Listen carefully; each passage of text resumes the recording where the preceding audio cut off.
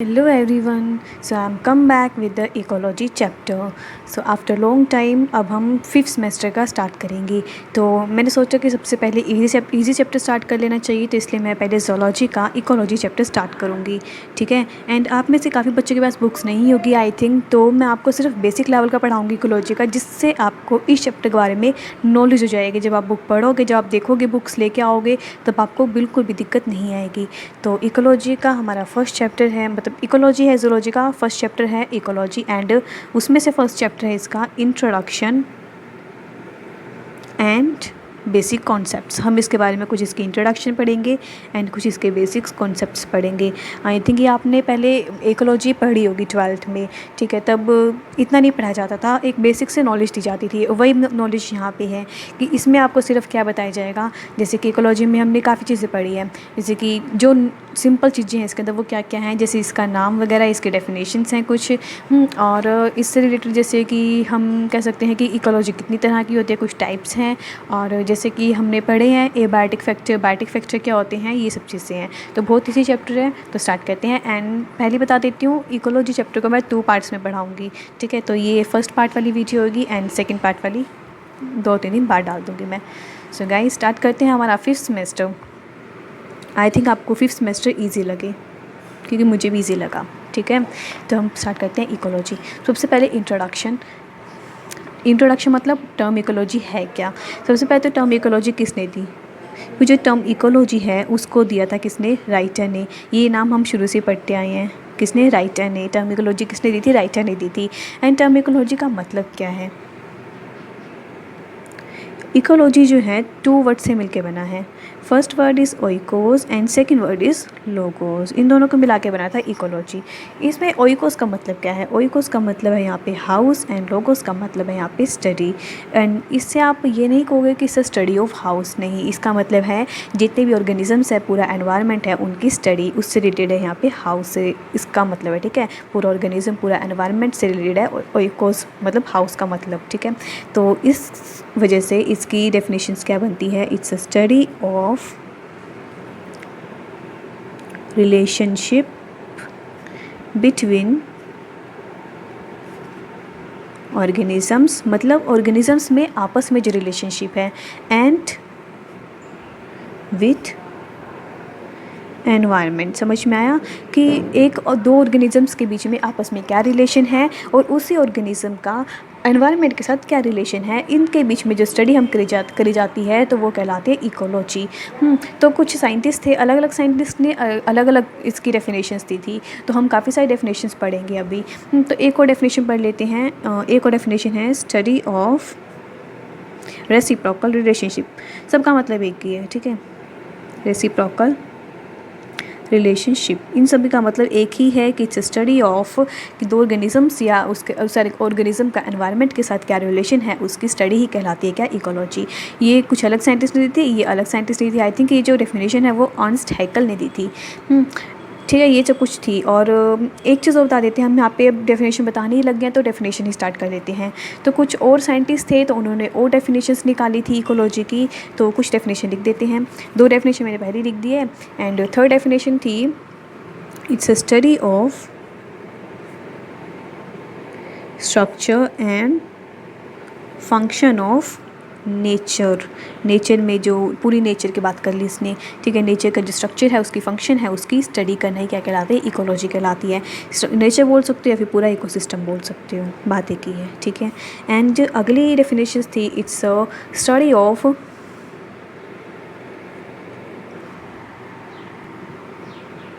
And environment. It's a study of interrelationship living organism और environment के बीच में जो रिलेशनशिप है, उसकी स्टडी। सबका मतलब एक ही है, बस अपने अपना तरीका है डेफिनेशन देने का। सो एक को डेफिनेशन लिखते हैं, it's a study of distribution and abundance of organism, ठीक है, इन एनवायरनमेंट या फिर कुछ और। तो इसी तरह से आपके काफ़ी सारी डेफिनेशन, आई थिंक 10 ये के आसपास डेफिनेशंस दी मिलेगी। तो उनमें से कोई भी डेफिनेशन आ सकती है कि पूछ ले कि हाँ इनमें से कौन सी डेफिनेशन सही है, अभी तो नहीं आएगी, कोई एमसीक्यू का पेपर होगा, कोई एंट्रेंस में आ सकती है, तो ये सारी आपको पता होनी चाहिए। सबका मतलब एक ही है, बस एक बार रीड कर लेना ज़रूर। सो हमारा नेक्स्ट टॉपिक आता है इकोलॉजी फैक्टर्स। इकोलॉजिकल फैक्टर्स, कुछ फैक्टर्स दिए गए हैं। अभी जैसे कि मैंने पहले कहा था, हमने दो फैक्टर्स तो शुरू से ही पढ़े हैं, it's a biotic factor and abiotic factor. सबसे पहले बायोटिक फैक्टर देख लेते हैं।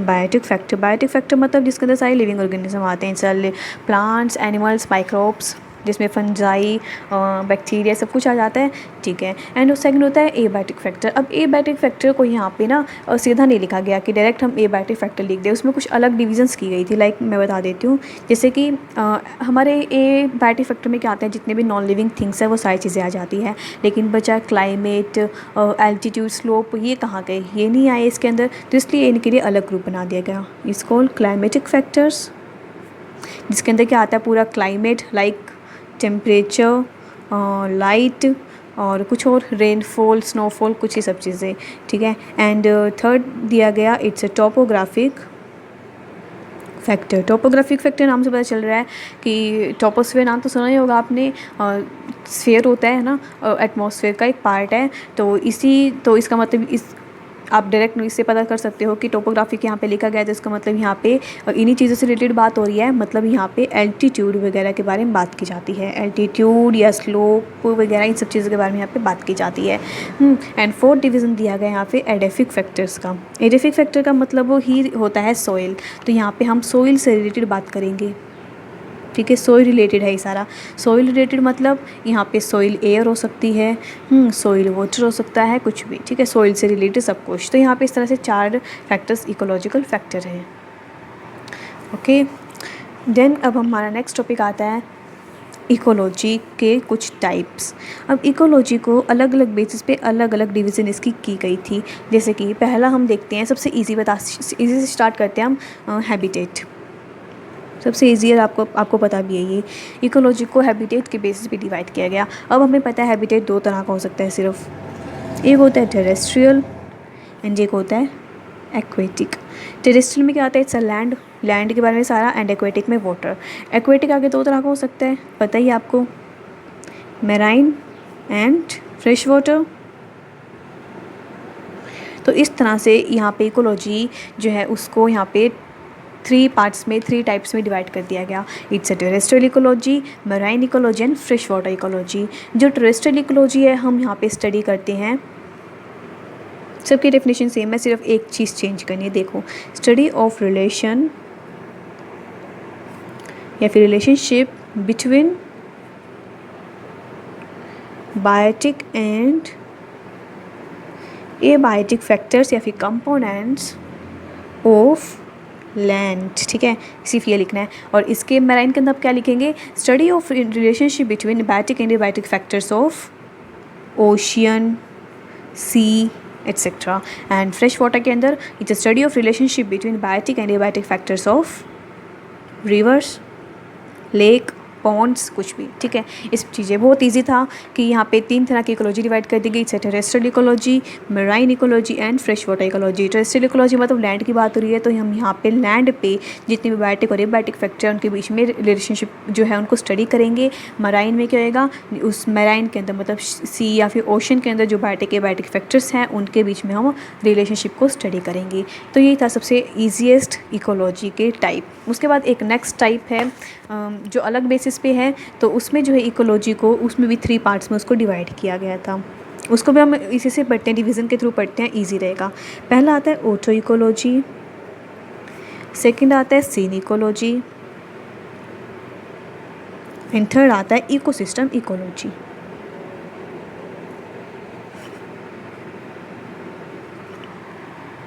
तो सबसे पहले आता है ऑटो इकोलॉजी। ऑटो इकोलॉजी जैसे कि इसके नाम से इंडिकेट हो रहा है, ऑटो मतलब सेल्फ, तो यहाँ पे हम एक ही पॉपुलेशन में इंडिविजुअल्स के बारे में स्टडी करेंगे। अब ये पॉपुलेशन इंडिविजुअल क्या होता है ये आपको पता होना चाहिए। जैसे कि पॉपुलेशन कैसे होता है, मैं यहाँ पे लिख देती हूँ, कोई भी एक इंडिविजुअल है और काफ़ी सारे इंडिविजुअल मिलकर क्या बनाते हैं, पॉपुलेशन बनाते हैं, पॉपुलेशन बनाते हैं, लेकिन सेम स्पीसीज़ की होनी चाहिए, ठीक है। सेम स्पीसीज़ की। एक ही स्पीसीज़ की काफ़ी सारे इंडिविजुअल्स मिलके क्या बनाएंगे, पॉपुलेशन बनाएंगे, लेकिन एक ही स्पीसीज़ का हो, ठीक है, तो वो होती है एक सिंगल को इंडिविजुअल बोलेंगे, सारे इकट्ठे हो गए तो पॉपुलेशन, और अगर क्या हो, एक ही स्पीसीज़ के होने चाहिए वो, ठीक है। तो ये मान लो ये ए स्पीसीज़ के हैं तो ये एक स्पीसीज़ के, और यहाँ पे एक और पॉपुलेशन है लेकिन वो 20 स्पीसीज़ की है तो वो अलग रखी जाएगी। तो दो तरह के यहाँ पे स्पीसीज़ हो जाती है।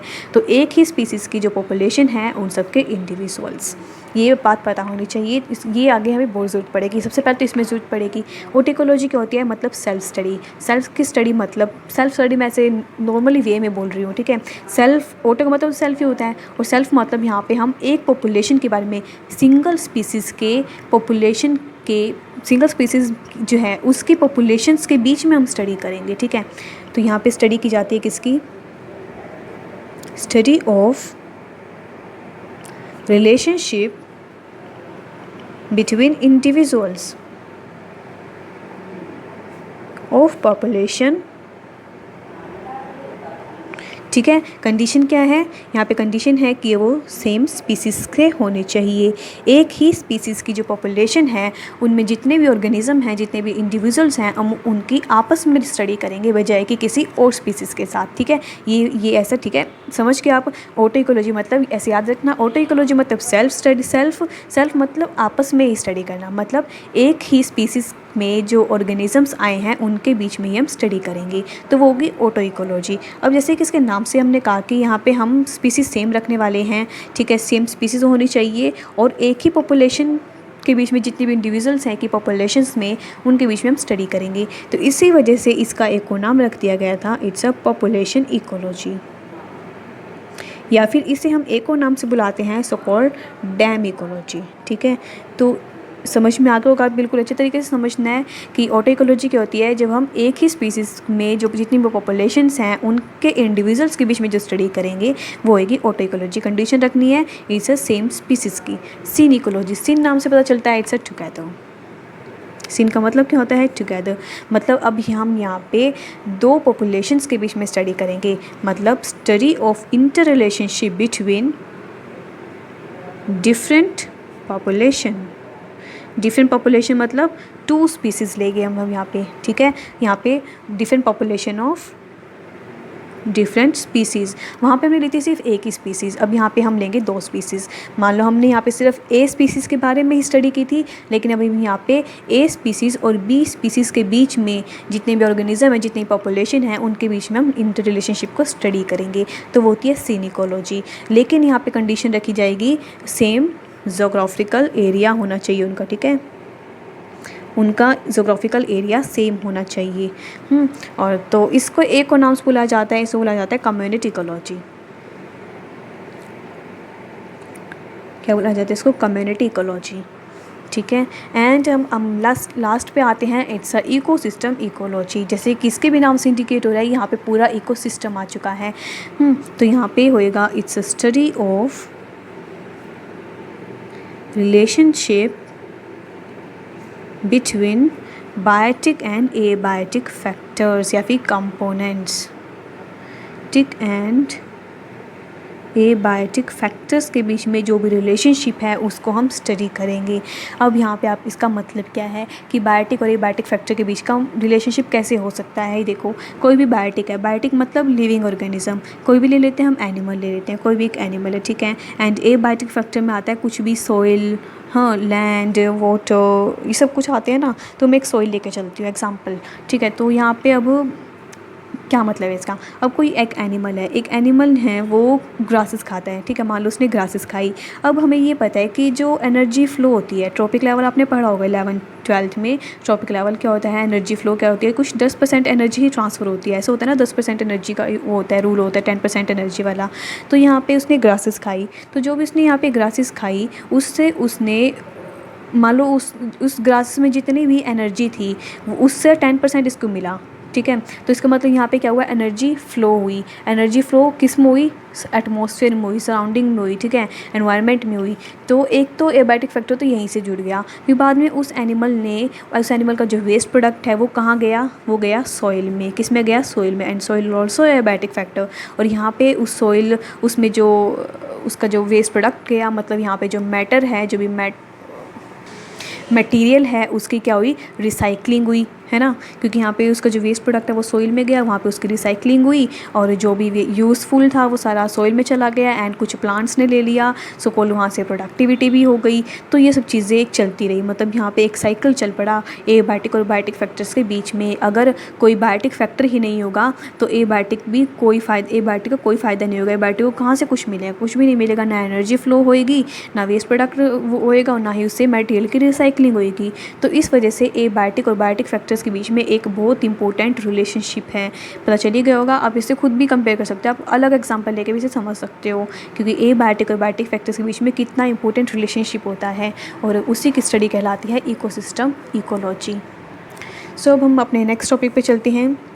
ये कि ये हमने इकोलॉजी को यहाँ पे 2 पार्ट्स में इसने डिवाइड, टू बेसिस पढ़ लिए हमने, ठीक है। अब हम पढ़ेंगे इसकी थर्ड कैटेगरी या फिर थर्ड इसका बेसिस। वो जो थर्ड बेसिस है वो सिंपल है, वो किसी चीज़ पे डिपेंड नहीं है, वो सिंपल एक नॉर्मल नेम रख दिए गए हैं अलग अलग चीज़ों के। लाइक पहला रखा गया रेडिएशन इकोलॉजी, रेडिएशन इकोलॉजी जहाँ पे हम स्टडी करते हैं। सो गाइस, जैसे कि मैंने लिखा है अभी सारे यहाँ पे, it's a radiation ecology. Radiation ecology में हम रेडियो एक्टिव सब्सटेंसेस की स्टडी करते हैं, तो उसको एक नाम दे दिएगा रेडिएशन इकोलॉजी। प्रोडक्शन इकोलॉजी में हम स्टडी करते हैं, it's a study of GP and NP. And GP और एनपी तो आपने पढ़े ही होंगे 11th-12th में। GP is the gross productivity and NP is the net productivity, ठीक है। And paleo ecology, paleo ecology नाम से पता चल रहा है पेलियो का हम यूज़ कहाँ करते हैं, इट्स अ पास्ट लाइफ के बारे में जानने के लिए। तो यहाँ पे स्टडी होती है, study of past life and environment. Past life में और एनवायरनमेंट के बीच में क्या रिलेशनशिप था, study of relationship between past life में और एनवायरनमेंट के बीच में उस वक्त क्या रिलेशनशिप हुआ करता था, उसकी स्टडी कहलाती है पेलियो इकोलॉजी। साइटोलॉजी नाम से इंडिकेट हो रहा है, it's a study of cytological detail या फिर सेल्स के बारे में स्टडी करना। Cytological details of population, detail of population, ठीक है। एंड पीडोकोलॉजी भी नाम से इंडिकेट हो रहा है, हम यहाँ पे स्टडी करते हैं study of soil features. Soil के जो फीचर्स हैं उनकी यहाँ पे स्टडी करते हैं, उसको नाम दे दिया गया ऐसा पीडोलॉजी। सो मैंने यहाँ पे कुछ 5 इकोलॉजिस्ट के बारे में बताया है, लेकिन बुक में आई थिंक 10 दिए होंगे, वो भी इसी तरह पे हैं। जैसे कि मैं ऐसे बता देती हूँ, एक है कुछ कंजर्वेशन इकोलॉजी। कंजर्वेशन इकोलॉजी में हम यहाँ पे जितने भी नेचुरल रिसोर्सेज हैं उनको कैसे कंजर्व किया जाए, तो उसकी स्टडी करना कहलाता है कंजर्वेशन इकोलॉजी। तो इसी तरह की काफ़ी सारी इकोलॉजी दी गई है और आप ईजिली उसको समझ सकते हो अगर आपने एक बार पढ़ ली तो, ठीक है। इतना वो इम्पोर्टेंट नहीं है, मतलब इम्पोर्टेंट तो है लेकिन एक मार्क्स में आ सकता है, लेकिन इतना वो नहीं है, स्ट्रेसफुल नहीं है कि आप बिल्कुल दबाव दे के पढ़ो उसे। एक बार पढ़ोगे तभी याद हो जाएगा, ठीक है। जैसे कि एक और है, it's a human ecology. Human ecology में हम यहाँ पे स्टडी करते हैं ह्यूमन एक्टिविटीज़ की, है ना, इसी स्टडी ऑफ ह्यूमन एक्टिविटीज़। तो इसी तरह की काफ़ी सारी 2-3 और रहेगी आई थिंक, तो एक बार देख लेना। ओके फाइन, अब हम हमारे नेक्स्ट टॉपिक पे चलते हैं जो कि इम्पोर्टेंट है, इट्स इकोलॉजिकल हायरार्की। हायरार्की नाम तो आपने पहले भी सुना होगा, लेकिन हम यहाँ पे पढ़ेंगे इकोलॉजिकल हायरार्की। जैसे कि जितने भी ऑर्गेनिजम्स हैं, सारे ऑर्गेनिजम्स, जितने भी ऑर्गेनिजम्स या फिर इंडिविजुअल कह लो, अलग अलग इंडिविजुअल हैं, वो सभी मिलके क्या बनाते हैं, एक पॉपुलेशन बनाते हैं। क्या बनाते हैं, पॉपुलेशन बनाते हैं। और सिंगल स्पीसीज़ की होंगी, एक स्पीसीज़ की बात करेंगे। जैसे कि हम यहाँ पे अलग अलग ऑर्गेनिज्म रहते हैं, कोई ए है, कोई बी है, कोई सी है, लेकिन यहाँ पे क्या होगी, पॉपुलेशन। इन सबको इकट्ठे हमने बोल दिया, पॉपुलेशन सारे के सारे इकट्ठे, और वो एक स्पीसीज़ के अलग। यहाँ पे एक स्पीसीज़ की पॉपुलेशन है ए, यहाँ पे बी स्पीसीज़ की पॉपुलेशन रख दी गई, यहाँ पे सी स्पीसीज़ की पॉपुलेशन रख दी गई। इन सबको हमने स्पीसीज़ में रख दिया, लेकिन अलग अलग रखेंगे, ठीक है। अब यहाँ पे वो सारी इकट्ठी मिलके क्या बनाएगी, कम्युनिटी बनाएगी। क्या बनाएगी, कम्युनिटी बनाएगी। पूरा कम्युनिटी कहाँ रह रही है, पूरी की पूरी इकोसिस्टम में रह रही है ना। एंड पूरा इकोसिस्टम क्या बनाता है, it's a biome. And biome के साथ मिलके क्या बनेगा, पूरा का पूरा biosphere. Where an organism live is called biosphere. Biosphere atmosphere का एक ऐसा पार्ट है जहाँ पे लाइफ एग्जिस्ट करती है, it's called biosphere. Sorry atmosphere का पार्ट नहीं है बायोस्फीयर, बायोस्फीयर का अलग ही स्फीयर है। टोटल 4 तरह के स्फीयर होते हैं। मैं ऐसे बता देती हूँ आपको, टोटल 4 तरह के स्फीयर होते हैं। एक होता है एटमॉस्फेयर, एंड एक होता है हाइड्रोस्फीयर, एक होता है लिथोस्फीयर, एंड फोर्थ वन होता है इट्स अ बायोस्फीयर। तो एटमॉस्फेयर होता है जहाँ पे सारी गैसेस प्रेजेंट होती है, हाइड्रोस्फीयर होता है जहाँ पे वाटर प्रेजेंट है, लिथोस्फीयर होता है जो हमारी सॉइल वगैरह है, एंड बायोस्फीयर जहाँ पे हमारी लाइफ एग्जिस्ट करती है। इसके अंदर हमारे लिविंग नॉन लिविंग थिंग्स मतलब एबायोटिक बायोटिक फैक्टर्स सारे आ जाते हैं। जहाँ जहाँ हम लाइफ कर रहे हैं, जिस चीज़ पे हम डिपेंड कर रहे हैं, वो सारे इसके अंदर आ जाएगा बायोस्फीयर के अंदर। तो ये टोटल हमारा क्या मिलकर क्या बनाता है बायोस्फीयर, एंड क्या बनता है हमारा बायोस्फीयर बनता है। ये हमारा काफ़ी इंपॉर्टेंट है इकोलॉजिकल हायरार्की, क्योंकि इसी के बारे में अगर हमें पता है कि किस चीज़ से क्या चीज़ मिलके बनी हुई, क्या मतलब कोऑर्डिनेट करके क्या मिलके आगे बनाता है, तो उसी से आगे हम अच्छे से स्टडी कर पाएंगे। ठीक है, तो वो हमारे नेक्स्ट टॉपिक पे नहीं, इसी का ही इकोलॉजिकल हायरार्की ने कुछ कैरेक्टरिस्टिक्स दी थी, तो हम वो पढ़ते हैं अब। सो पहली जो कैरेक्टरिस्टिक दी थी इसने वो दी थी कि हर लेवल की एक स्पेसिफिक स्ट्रक्चर, एक स्पेसिफिक फंक्शन है। Specific structure and function at each level, her level पे, जो लेवल हमें पीछे पड़ा है ऑर्गेनिज्म का, देन उसके ऊपर मिलके पॉपुलेशन का, उन सब का एक अपना अपना specific structure and specific function है। ठीक है, एंड सेकेंड दी थी इसने कि organism can't live in isolation, कि कोई भी जो ऑर्गेनिज्म है वो आइसोलेशन में नहीं रह सकता, वो अकेला नहीं रह सकता। ठीक है, तो ये चीज़ इंपॉर्टेंट है यहाँ पे। इसका मतलब एक लाइन आगे भी आएगी, तब मैं आपको अच्छी तरह डिटेल में बताऊँगी। एट ईच लेवल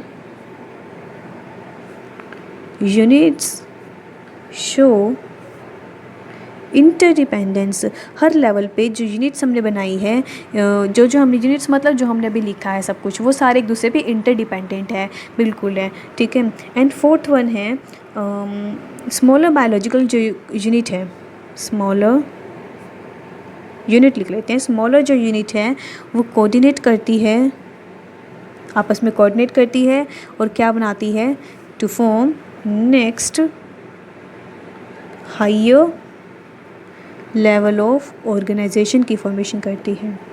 समझ ही गए होंगे कि जो छोटे वाली नीचे वाली है आपस में कोऑर्डिनेट करेगी और नेक्स्ट लेवल को फॉर्म करेगी, तो वो सब चीज़ इसमें लिखी गई हैं।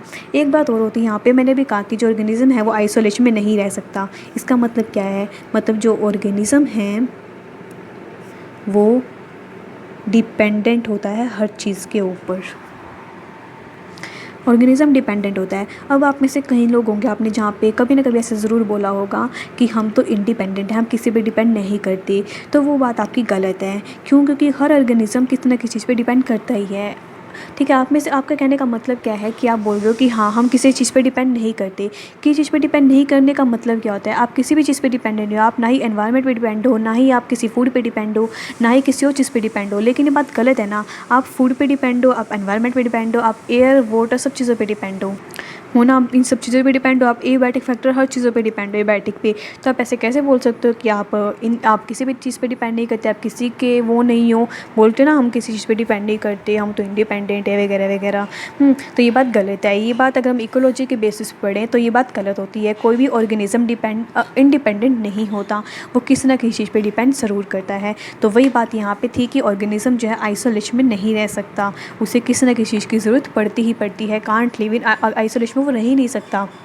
ठीक है, सो गाइज़ ये थी हमारी इकोलॉजिकल हायरार्की। हमने इकोलॉजिकल हायरार्की में क्या क्या पढ़ा, ऑर्गेनिज्म पढ़ा, पॉपुलेशन पढ़ा, स्पीसीज़ पढ़ी, कम्युनिटी पढ़ी, इकोसिस्टम में सब कुछ। अब जो ये सारी चीज़ें हैं ना, 1 2 3 4 5 6 7, ये सातों के साथ चीज़ों के बारे में हम डिस्क्रिप्शन में पढ़ेंगे बिल्कुल अच्छे से। तो उसके लिए मुझे थोड़ा और टाइम लगेगा, तो इसलिए अब वीडियो हो चुकी है 25 मिनट के अराउंड, तो इसलिए अब मैं यहाँ पे से स्टॉप कर रही हूँ। तो नेक्स्ट पार्ट में हम यहाँ पे हर चीज़ के बारे में अच्छे से डिटेल में स्टडी करेंगे, ताकि आपको दिक्कत ना आए, क्योंकि आई नो आप में से बहुत बच्चों के पास बुक्स नहीं हैं। तो इसीलिए अब यहाँ पे मैं बिल्कुल अच्छे से पढ़ाऊँगी, टाइम लेके पढ़ाऊँगी, ताकि जल्दबाजी में नहीं पढ़ाऊँगी। तो अब यहाँ पे मैं वीडियो स्टॉप करती हूँ, and bye bye, take care.